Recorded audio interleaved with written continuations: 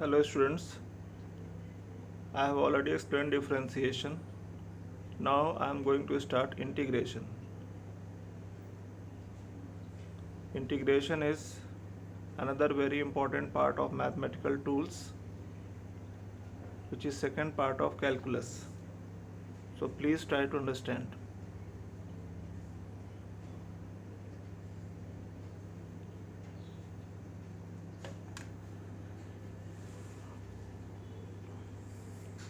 In the graph,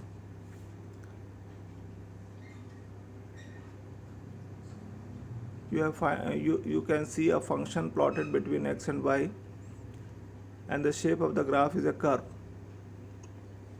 You need to find area covered under the graph.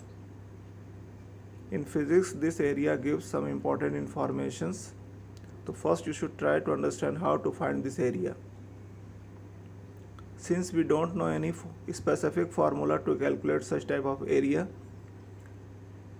therefore the area is divided into elementary strips. One such elementary strip is shown having width dx and length y.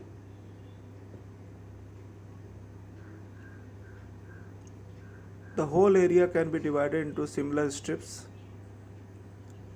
This strip is equivalent to a rectangle, so area of this strip is y dx. Let us suppose the whole area is divided into such strips of length y1, y2, y3 and so on. So total area will become y1 dx plus y2 dx plus y3 dx and so on, which is equivalent to sigma y dx. In calculus, sigma is represented by a curved line as symbol is shown. This symbol is symbol of integration. So sigma y dx can be represented as integration of y dx. So integration is nothing but summation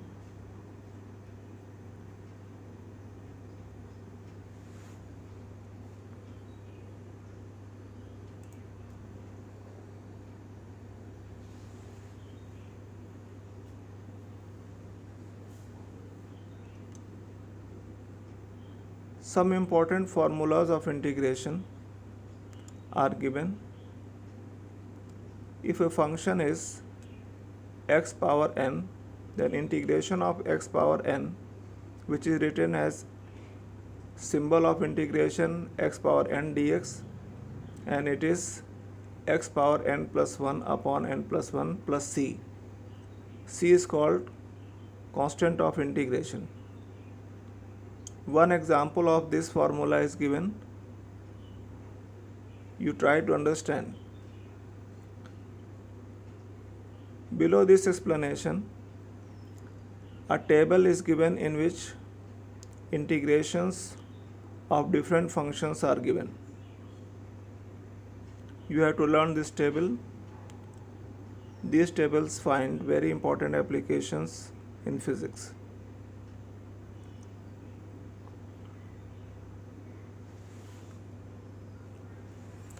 Sometimes you need to find area of a specific portion of the function. In figure 6, you are going to find area between points x equal to x1 and x equal to x2. In such condition,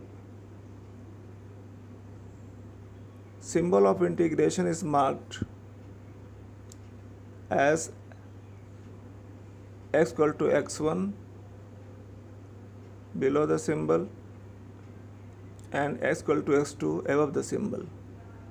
x1 and x2 are called limits, limit of integration.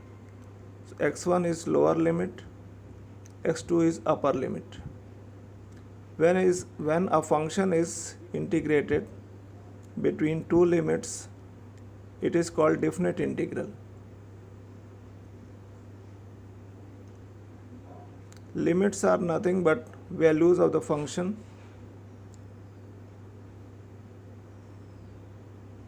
First you have to integrate the function, then you have to put upper limit minus you will put lower limit. Some examples are given to explain how to use limits in finding the values. So students, please try to understand.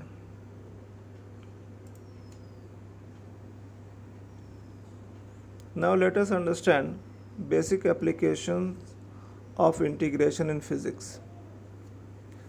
Initially I have told that area under a graph represents some quantity in physics.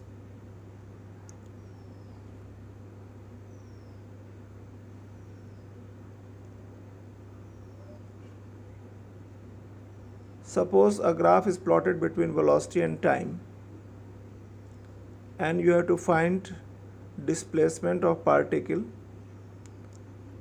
Then you need to find area under the graph. If graph is simple shape, then area can be calculated easily, but if it is a complex shape or curve, you have to use integration to find such type of area, and area will represent displacement. You will find more applications of integration in physics in which area gives a physical quantity.